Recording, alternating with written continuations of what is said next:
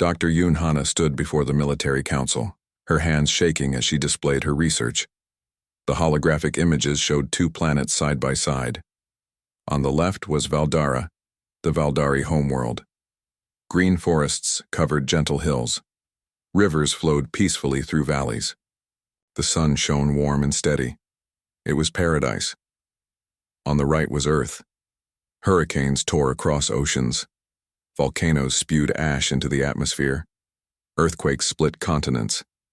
Deserts baked under merciless heat while ice caps froze solid. Predators filled every environment, each designed by evolution to kill. Earth was classified as a Class 12 death world, the highest danger rating in the known galaxy. Hana explained what this meant. The Valdari evolved in safety. Their bodies were efficient but fragile. They had never needed to fight for survival. Cooperation came naturally because resources were plentiful. They developed technology through careful study, not desperate innovation. Humans were different. Everything about Earth tried to kill them. Gravity crushed their bones, making them grow stronger. Predators hunted them, teaching them to hunt back. Diseases attacked them, forcing their immune systems to evolve. Scarcity made them competitive. Danger made them aggressive. Pain made them resilient. Hana showed brain scans. Human brains had larger sections dedicated to threat detection and violence. Their reaction times were twice as fast as Valdari norms. Their pain tolerance was 3 times higher. They could survive injuries that would kill most galactic species. Admiral Kang listened to her presentation without emotion. When she finished, he asked a single question. "Does this mean we will win?" Hana wanted to say no. She wanted to warn them that military superiority did not justify genocide. But she looked at the faces around the table. These were people who had lost families, friends, entire worlds. They were not interested in mercy.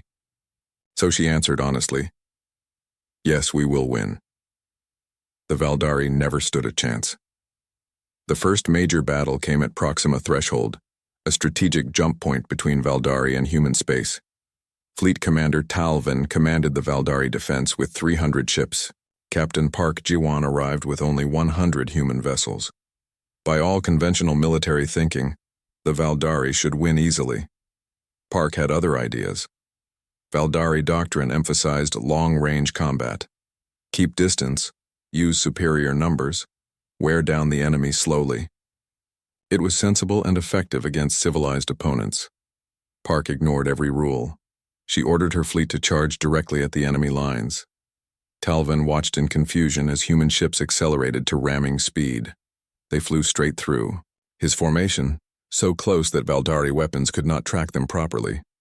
Human ships crashed into Valdari cruisers intentionally, sacrificing themselves to create explosions that destroyed multiple enemy vessels. Park's flagship took heavy damage from 3 Valdari battleships. Her engineer reported that the reactor was failing. Normal procedure was to evacuate the crew and abandon ship. Park ordered the crew to escape pods, then programmed the ship to ram the nearest enemy formation. She escaped 30 seconds before impact. The explosion destroyed 12 Valdari ships. The battle lasted 6 hours. When it ended, the Valdari fleet was scattered and broken. Talvin escaped with barely 50 ships. He had never seen warfare like this. The humans fought like they had nothing to lose, like their lives meant nothing. He reported back to High Archon Velmara that the enemy was insane, that they valued victory more than survival. Velmara did not understand.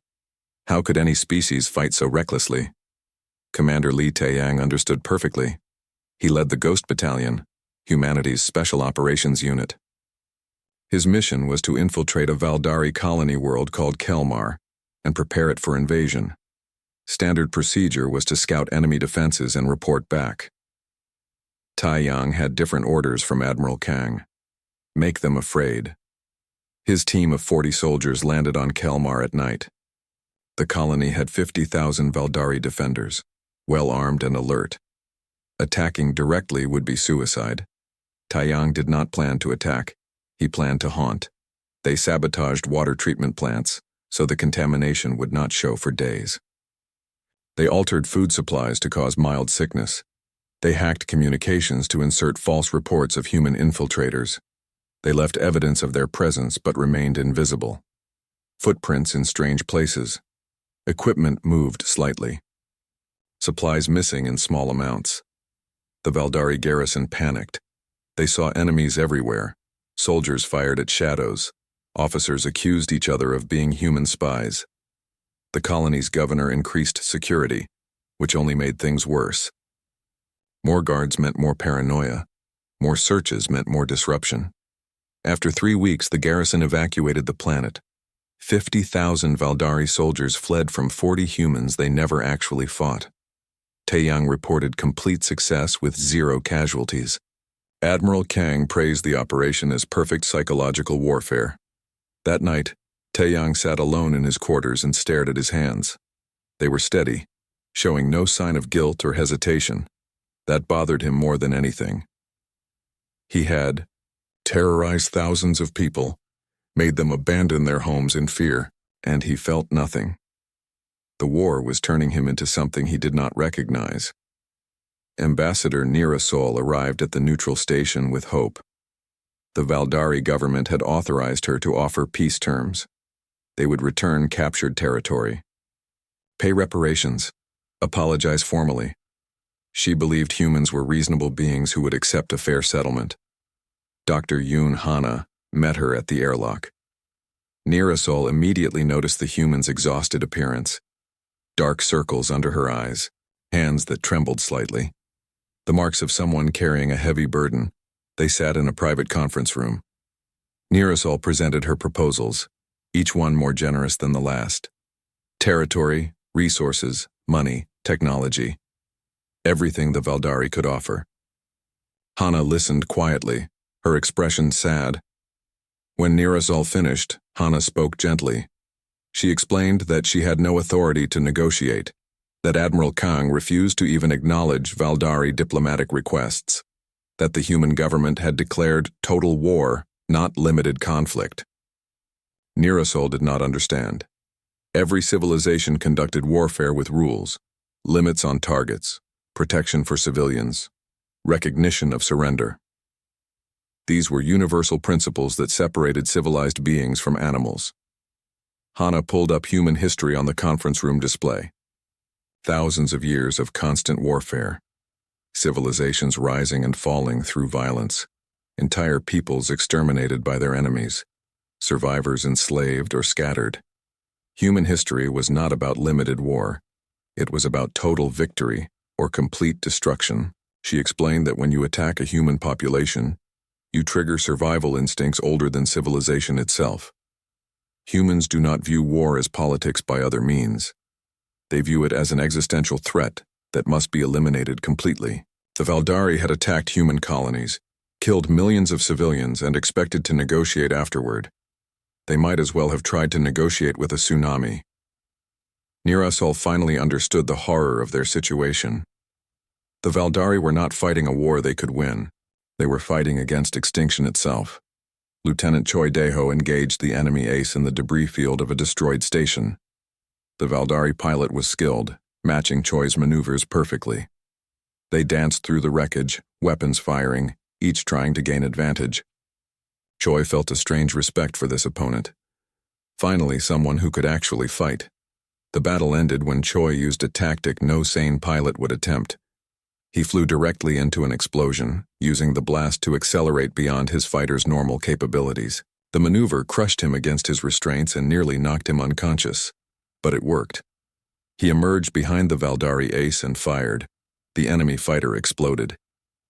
Choi recovered the enemy pilot's body from the wreckage, following protocol for proper identification. He stared at the Valdari's face through the helmet. The alien was beautiful, with delicate features and large eyes frozen in fear. It looked nothing like the monsters Choi had imagined. He reported his kill to command and returned to his carrier. His wingman congratulated him on the victory. Choi did not feel victorious.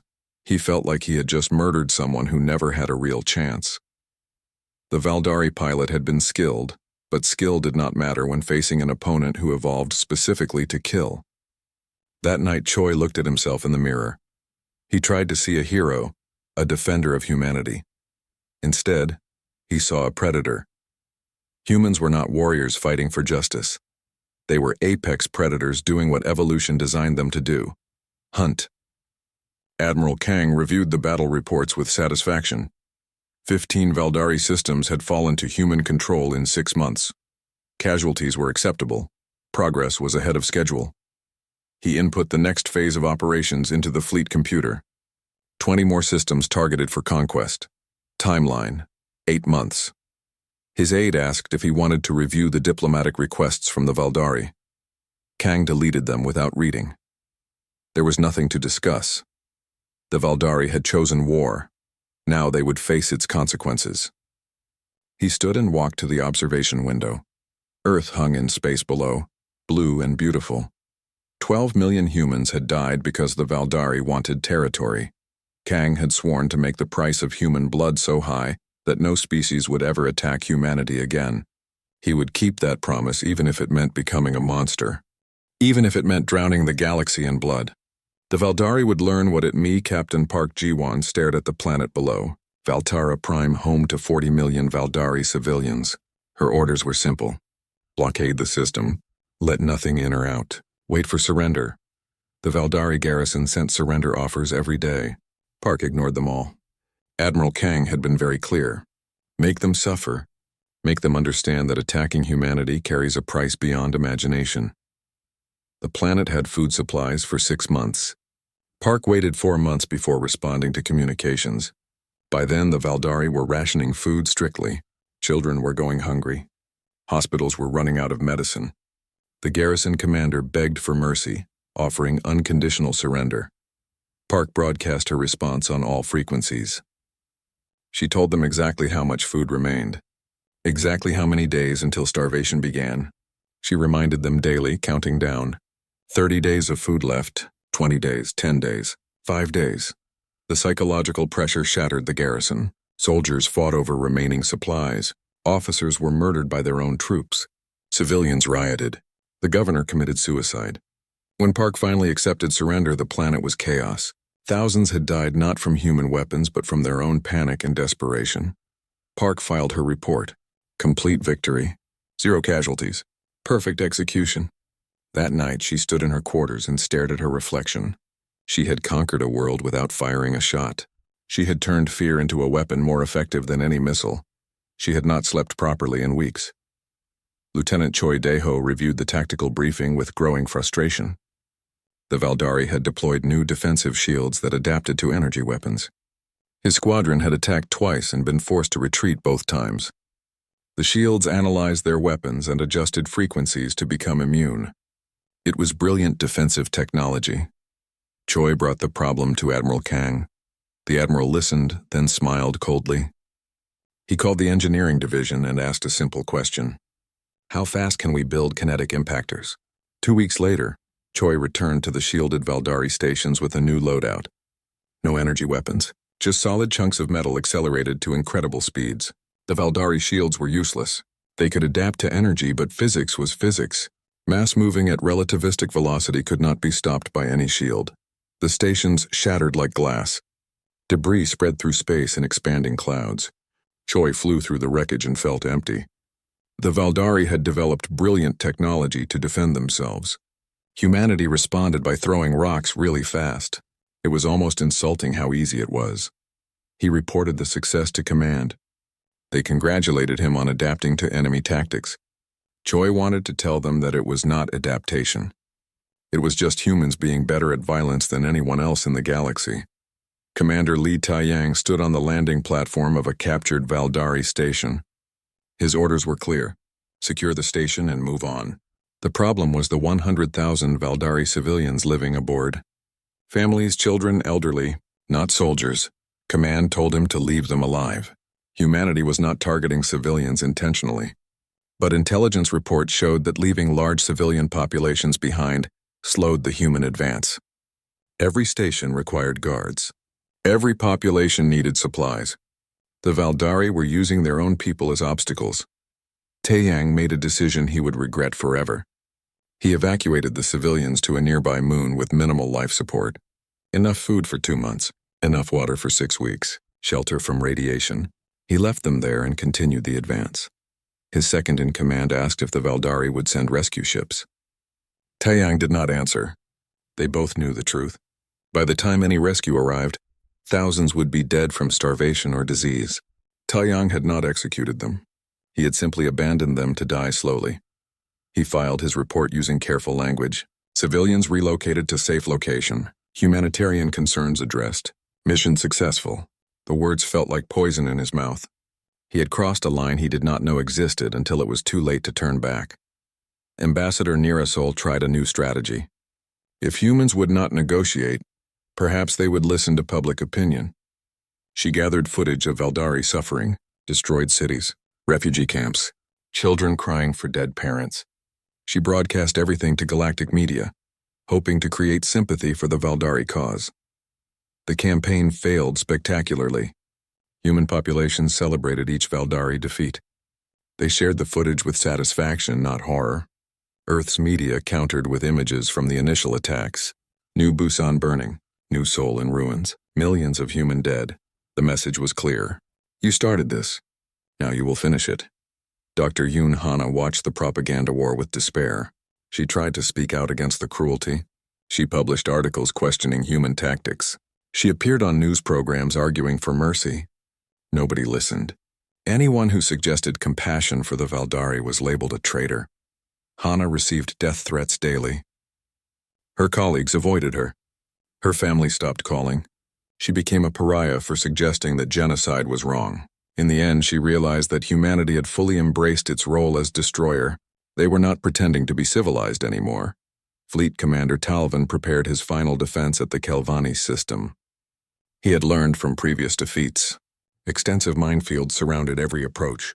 Fortified stations covered all angles. 300 warships waited in perfect formation. This was where the Valdari would make their stand. Admiral Kang arrived with 150 ships. Talvin felt confident. Even humans could not overcome 2-to-1 odds against prepared defenses. He broadcast a challenge inviting Kang to attack and be destroyed. Kang did not attack. Instead, he deployed drones, thousands of them, simple automated weapons with basic programming and cheap construction. They had been manufactured and captured Valdari shipyards using Valdari resources. The drones swarmed forward, absorbing fire from the minefields and stations. Talvin realized the horrible genius of the tactic. Each drone cost almost nothing. His sophisticated warships cost billions. The drones died by the hundreds, but there were thousands more. His ships focused fire on the drones, wasting ammunition on targets that barely mattered. When the drones finally depleted the Valdari ammunition, Kang's real fleet advanced. The Valdari ships fought desperately with reduced firepower. They were systematically destroyed. Talvin's flagship was disabled but not destroyed. Kang left him alive deliberately. Talvin limped back to Valdari space with 12 surviving ships from a fleet of 300. He went directly to High Archon Vilmara and told her the truth. The war was lost. Not just this battle, but the entire war. The humans were not just better fighters. They were better at everything warfare required: strategy, tactics, logistics, innovation, brutality. He recommended immediate unconditional surrender. Every day they continued fighting meant more Valdari deaths. Vilmara refused. The Empire had stood for 3,000 years. She would not be the leader who surrendered it to primitives from a death world. Talvin left the meeting knowing his people were doomed.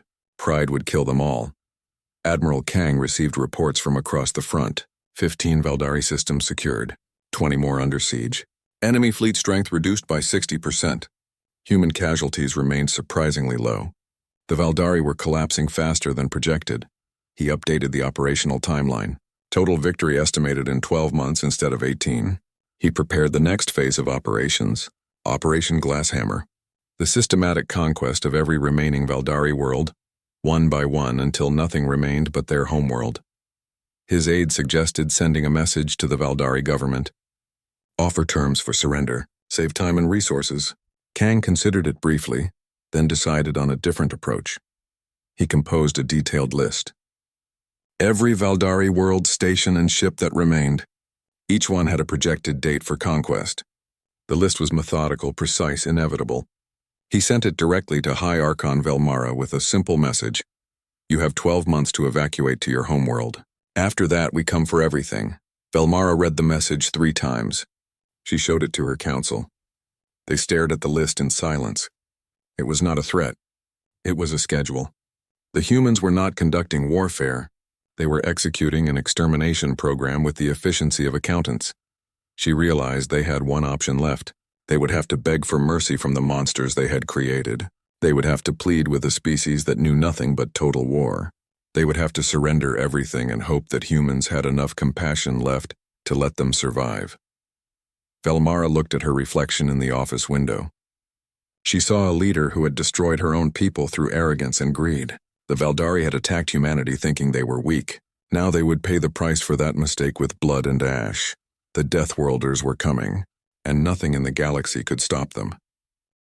Admiral Kang Minho stood on his balcony, watching the sunset over New Busan. The colony world's twin suns painted the sky in shades of orange and purple. His granddaughter's laughter echoed from the house behind him. It was her 5th birthday and the family had gathered to celebrate. Kang smiled, thinking about his retirement in 3 days. 40 years of military service would finally end. He could spend time with his family, tend his garden, and forget about war. His daughter called him inside for cake. Kang took one last look at the peaceful sky and turned away. He did not know that in 6 hours everything would burn. Captain Park Ji-won was on patrol near New Seoul when the alert came.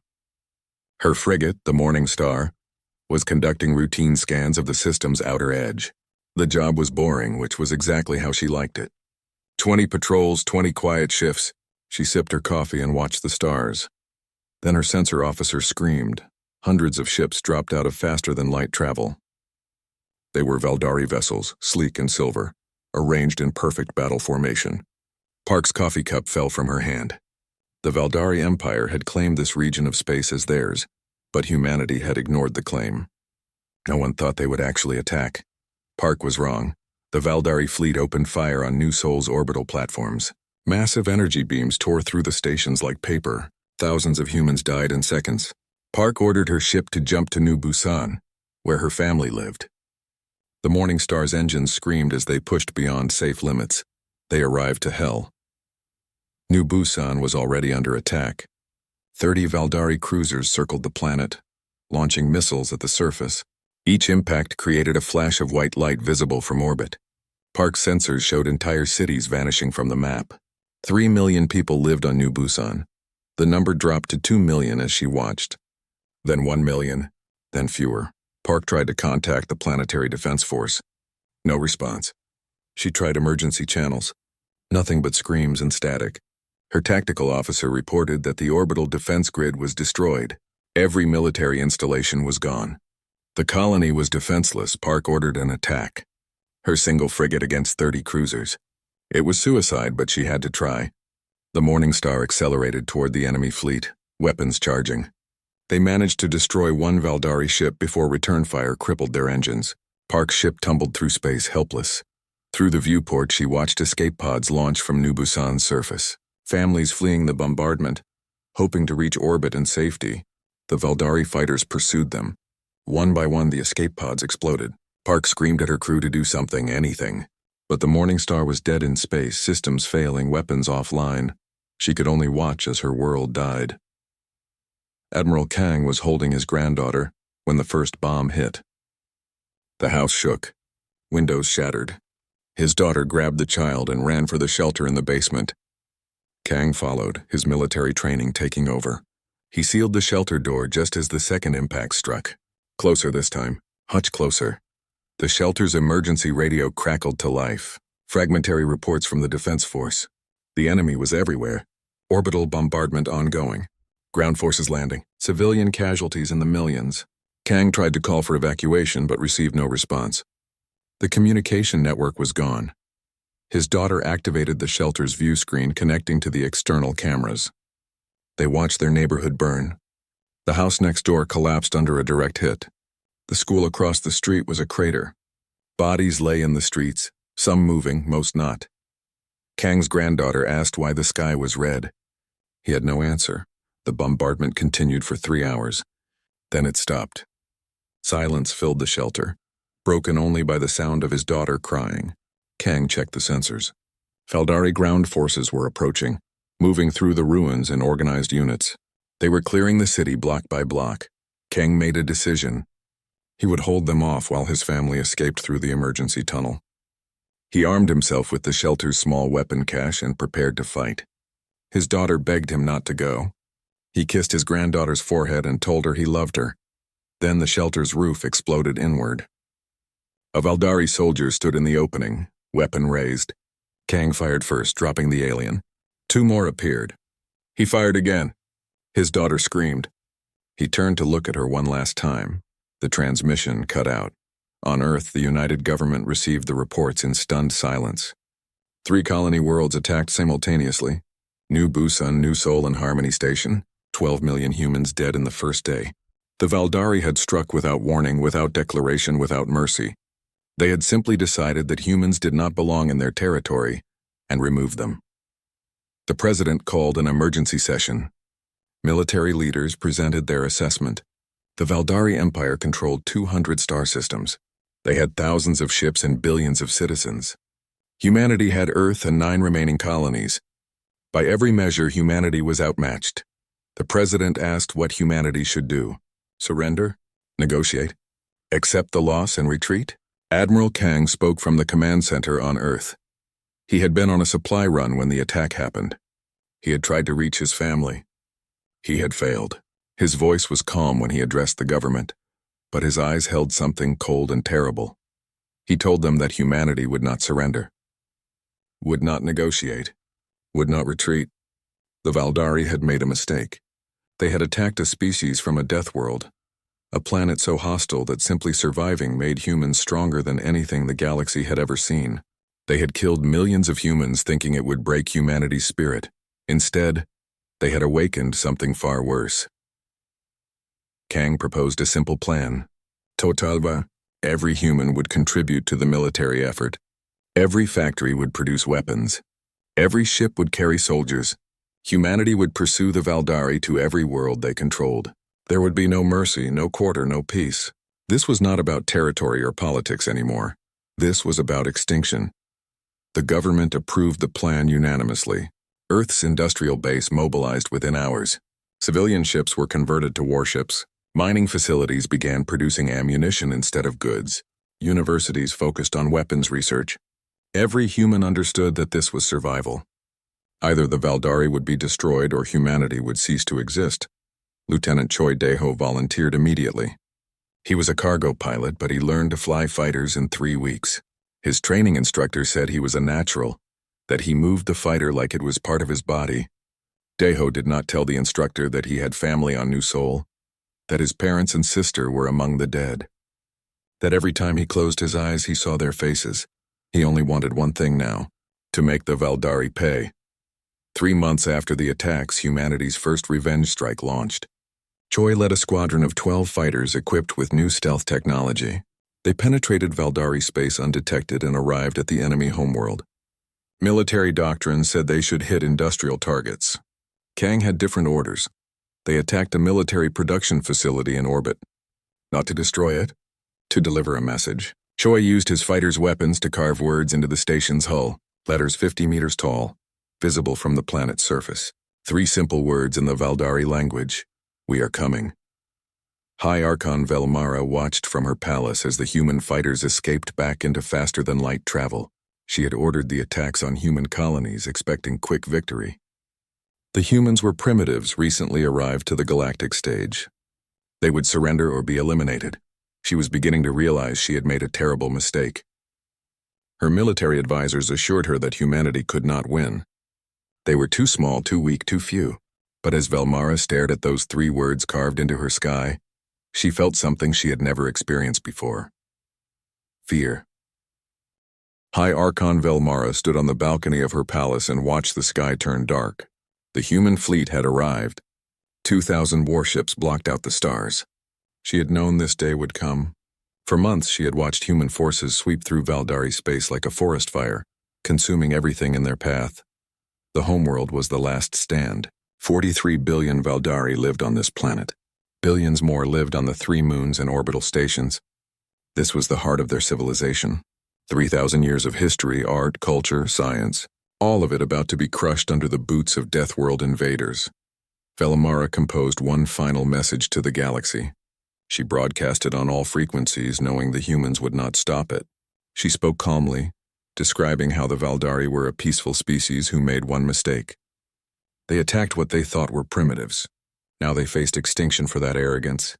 She begged the galaxy to intervene, to stop the humans before they committed genocide, to save the Valdari from complete destruction. Her message ended with a simple plea. Please, someone, anyone, help us. The galaxy's response was silence. Admiral Kang watched the broadcast from his flagship. He felt nothing. No pity, no anger, no satisfaction, just emptiness. The Valdari had killed his family. They had destroyed human worlds. They had started this war thinking humans were weak. Now they would learn the price of that mistake. He gave the order to begin bombardment. Human warships opened fire on military installations across the planet. Defense satellites exploded. Orbital platforms shattered. Ground-based weapons emplacements vanished in clouds of fire. The Valdari military had prepared strong defenses. They lasted 40 minutes. Captain Park Ji-won led the ground assault on the capital city. She commanded 50,000 troops loaded into dropships. They descended through the atmosphere while the Valdari Defense Force fired everything they had. Human casualties mounted. 100 dead. 500. 1,000. The numbers kept climbing. Park's ship took a direct hit and crashed 3 blocks from the landing zone. She crawled from the wreckage with a broken arm and ordered her troops to advance. The Valdari fought with desperate courage. They knew they were defending their families, their species, their entire future. They held nothing back. The battle moved street by street, building by building. Human soldiers cleared each structure methodically. Valdari defenders ambushed them from everywhere. Civilians threw whatever they could from windows. Children ran through the streets, carrying messages and supplies for the resistance. Park watched her soldiers become increasingly brutal. Frustrated by constant ambushes, they stopped checking if buildings were empty before demolishing them. Angry at civilian resistance, they fired on anything that moved. She gave orders for restraint. Most of her troops ignored her. The battle had become personal. By the end of the first day, the capital was under human control. 400,000 Valdari were dead. Most were soldiers, but not all. Park filed her report mechanically. Objective secured. Casualties acceptable. She did not mention that she felt sick every time she closed her eyes. On the second day of the invasion, High Archon Velmara surrendered. She broadcast her capitulation on all channels. Unconditional surrender. Immediate ceasefire. The Valdari military would disarm completely. The Empire would dissolve. Humanity could dictate whatever terms they wanted. Ambassador Neerasol delivered the surrender document to Admiral Kang personally. She stood before him on his flagship and offered everything. Total submission. Complete obedience. Just please stop the killing. Kang accepted the surrender. Then he told her the invasion would continue for 72 more hours. They needed to secure the planet completely. Neerasol protested. Continuing to fight after surrender violated every rule of civilized warfare. It was a war crime. Kang's response was cold. Humans never agreed to your rules. We will finish this operation properly. Your people will survive, but they will never again threaten humanity. The Empire is dissolved. Your military is disbanded. This world now belongs to us. The fighting continued. Another 200,000 Valdari died before the 72 hours ended. Most were soldiers who refused to surrender. Some were civilians caught in final battles. The human troops were exhausted and traumatized by the time the shooting finally stopped. Commander Lee Taeyang led his unit into the government complex. His orders were to secure the building and arrest Valdari leadership. He moved through empty corridors, weapon ready. Most officials had fled or gone into hiding. But High Archon Velmara waited in her office, sitting calmly behind her desk. She did not resist when Taeyang placed restraints on her wrists. She looked at him with sad eyes and asked a single question. Was it worth it? Taeyang could not answer. Velmara continued speaking. She said the Valdari had killed millions of humans out of territorial greed and arrogance. Those were terrible crimes that deserved punishment. But humanity had responded by killing hundreds of millions, by destroying an entire civilization. What did that make humans, if not monsters, worse than those they fought? Taeyang led her away without responding. But her words followed him. That night he sat alone and realized she was right. The Valdari had committed atrocities. Humanity had responded with atrocities 100 times worse. They had won the war by becoming exactly what they claimed to fight against. Lieutenant Choi Daeho participated in the victory parade. He flew his fighter low over the capital city. Part of the aerial display meant to demonstrate human power. Below him, human troops marched through streets lined with rubble. Valdari survivors watched from destroyed buildings, their faces empty of hope. Choi descended to the prescribed altitude for his ceremonial flyby. As he passed over the main square, he saw a Valdari child standing in the ruins. The child looked up at his fighter with an expression Choi recognized immediately. Pure hatred. The kind of hatred that never fades, that passes from generation to generation. In that moment, Choi understood what humanity had really accomplished. They had not achieved peace. They had created an enemy that would hate them forever. The Valdari would never forgive this. Never forget. Even crushed and defeated, they would remember. And their children would remember. And their children's children. Humanity had won the war, but they had lost something far more important. They had lost the chance to be better than their worst instincts. Admiral Kang stood on the balcony of the former Imperial Palace. The building was now headquarters for human occupation forces. He had renamed the capital city New Busan, after the colony that was destroyed. A memorial for the dead built on top of someone else's home. He had achieved everything he set out to do. The Valdari were defeated. Humanity was safe. His family was avenged. The war was over. He should feel victorious, satisfied, at peace. Instead, he felt hollow. His aide brought news that Earth wanted him to return as a hero. Parades, medals, honors. The president wanted to celebrate the greatest military victory in human history. Kang declined. He would remain here to oversee the occupation. Someone had to manage the aftermath of conquest. The truth was simpler. He could not face Earth. He could not look at the beautiful cities and happy people and pretend he was a hero. He knew what he had become, what he had done. The price of victory was measured in hundreds of millions of dead. Most were enemies, but that did not make their deaths less real. Kang turned away from the city and looked at his reflection in the window. The man staring back was a stranger. Hard eyes, grim expression, the face of someone who had crossed too many lines to ever find his way back. He had started this war to protect humanity. Somewhere along the way, he had stopped being human himself. The final casualty report arrived. Total Valdari deaths exceeded 500 million, military and civilian combined. Entire populations erased. Cultures destroyed. History burned. The Valdari species would survive, but they would never recover what they lost. Human casualties totaled 8 million. Most died in the initial attacks on the colonies. Combat losses were surprisingly low. Humanity had won the war with minimal cost to themselves and catastrophic cost to their enemies. By every military metric, it was a perfect victory. Kang filed the report and shut down his console. He stood alone in the office as night fell over the conquered city. Lights flickered on across New Busan, human lights replacing Valdari ones, conquerors settling into the homes of the conquered. He thought about his daughter, his granddaughter, the family that died on the original New Busan when Valdari bombs fell. Would they be proud of what he did to avenge them, or would they be horrified? He would never know. The dead could not judge.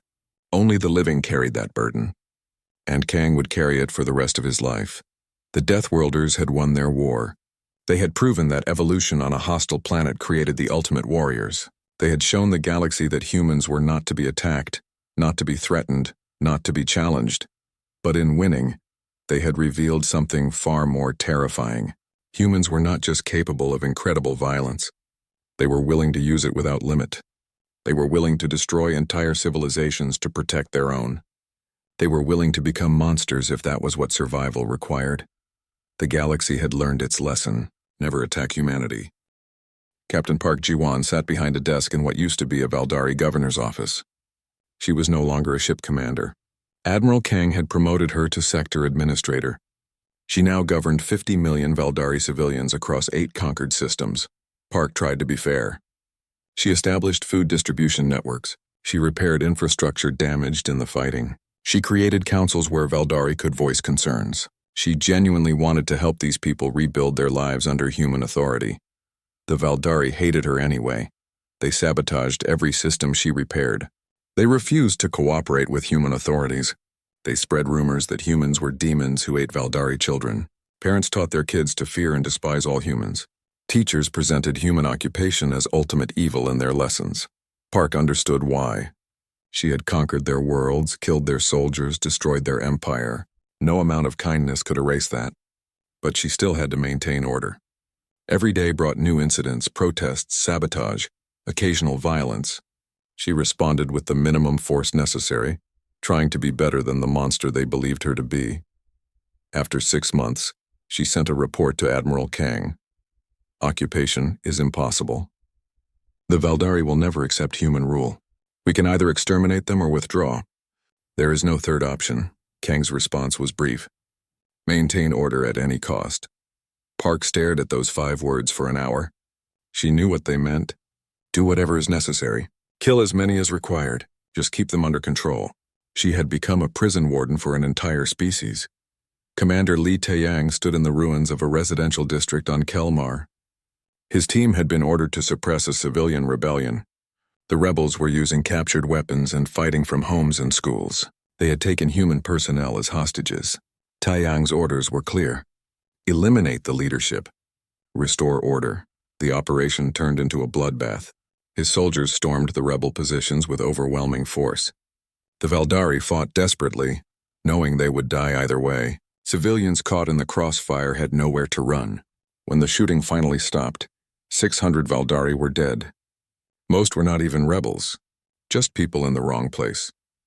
Taeyang walked through the aftermath. Bodies lay in the streets. Blood stained the walls. A child's toy lay abandoned in a pool of dark liquid. He tried to remember when he had become the kind of person who ordered this. When had he stopped seeing people and started seeing only targets? He filed his resignation that night. Command denied it. The war needed experienced officers. They needed men who could do terrible things without breaking. They needed soldiers who had already crossed every moral line and could keep marching forward. Taeyang realized the horrible truth. He was valuable precisely because he still felt guilt. Officers who felt nothing were dangerous. Officers who felt everything became unstable. But officers who felt guilt and did the job anyway were perfect. They were monsters who knew they were monsters. Dr. Yoon Hana had spent months documenting human actions in the war. She recorded everything: orbital bombardments of civilian targets, prison camps where Valdari were held in terrible conditions, destruction of cultural sites, mass executions of prisoners who resisted. She compiled 200,000 pages of evidence. She leaked everything to Galactic media, every image, every report, every piece of proof that humanity was committing atrocities. The galaxy reacted with horror. Over 200 million Valdari had died, military and civilian combined. Entire populations had been erased. Earth's government arrested Hana within hours. They charged her with treason, with aiding the enemy, with undermining the war effort. Her trial lasted 3 days. The prosecution argued that she had betrayed humanity during its struggle for survival. The defense argued that she was exposing crimes that violated human values. Hana testified in her own defense. She stood before the court and spoke clearly. She said that humanity was repeating the worst mistakes of its own history, that they were becoming the genocidal empires that Earth's nations had once been, that future generations would judge them as monsters if they did not stop. The court found her guilty. They sentenced her to 10 years imprisonment. As guards led her away, she looked at the cameras broadcasting her trial. She spoke one last time. We won the war the moment we became willing to do anything to win. We lost our humanity the same day. Lieutenant Choi Daeho returned to Earth on leave. He had been in combat for 18 straight months. 187 confirmed kills. Dozens of successful missions. He was a certified war hero. The government scheduled ceremonies, parades, medals. During a public event, a reporter asked how it felt to defend humanity. Choi answered honestly, "It feels like becoming everything we hate." The broadcast editors cut his response from the official recording, but people had heard it. The comment spread through underground networks. Other veterans began speaking up. They formed support groups, sharing stories they could not tell their families, stories about killing prisoners, about destroying civilian targets, about following orders they knew were wrong. Choi met with other pilots who flew the same missions. They sat in a quiet bar, drinking and not talking. Finally, one pilot spoke. "I have dreams where I am the monster. Where children run from me in terror, where I deserve their fear. Everyone at the table nodded. They all had the same dreams. They all knew what they had become. Heroes to humanity, demons to the Valdari. The truth was probably somewhere in between. They were soldiers who had done terrible things for good reasons. Or good things for terrible reasons. Or maybe there was no difference anymore. Ambassador Nerasol made one final attempt at negotiation. She could not reach Admiral Kang or the human government. They refused all contact with Valdari officials. But Dr. Yoon Hana was in prison on Earth. Perhaps she could help. Nerasol bribed guards to arrange a secret meeting. She sat across from Hana in a prison visiting room. The human looked exhausted but determined. Nerasol presented her final proposal. Total surrender, dissolution of the Valdari military, human oversight of Valdari government, reparations for 500 years, half of all Valdari territory ceded to humanity. In exchange, the war would end. The Valdari would survive as a species. They would accept punishment and limitation. But they would live. Hana listened carefully. She smuggled a message to Admiral Kang through channels she still had access to. She presented the Valdari proposal. She argued that humanity had achieved its objectives. The threat was eliminated. Vengeance was satisfied. Continuing the war served no purpose but cruelty. Kang's response arrived within hours. The Valdari have no standing to negotiate. The only acceptable outcome is unconditional surrender with terms decided solely by humanity. Continued resistance will result in continued consequences. Hana had to deliver this message to Nerasol personally. She watched the ambassador's face as understanding dawned. The Valdari would not be allowed to negotiate their own fate. They could only surrender completely and hope for mercy from people who had forgotten what mercy meant. Nerasol left the prison in despair. She composed her report for High Archon Velmara. The humans will not stop. They will not negotiate. They will not show compassion. We are fighting for survival against a species that views extinction of enemies as acceptable policy. Our only hope is complete submission and prayer that they choose to let us live. Admiral Kang read intelligence reports about growing unrest on Earth. Veterans questioning the war. Civilians doubting the methods. Underground movements calling for peace. He knew these problems would get worse. Wars always created domestic opposition eventually. He needed to end the war quickly before support collapsed. He approved Operation Final Dawn, the invasion of the Valdari homeworld, complete conquest of the Empire's heart, total elimination of Valdari military capability. He projected 3 months from start to finish. He assembled his fleet commanders and gave them their orders. They would attack the homeworld with overwhelming force. They would show no mercy to military targets. They would spare civilians where possible but accept collateral damage as necessary. They would end this war through absolute victory. Kang ended his briefing with a speech. He told his officers that they were not heroes. They were necessary evils. They were doing things that future generations would condemn. They would be judged harshly by history. But they were protecting humanity from extinction. That was worth any price, even their souls. The fleet departed for Valdari space. 2,000 warships, 500,000 ground troops, enough firepower to destroy planets. They left Earth behind, that beautiful blue world full of people who did not understand what was being done in their name. The Deathworlders were going to war one last time, and this time, they were going to finish it.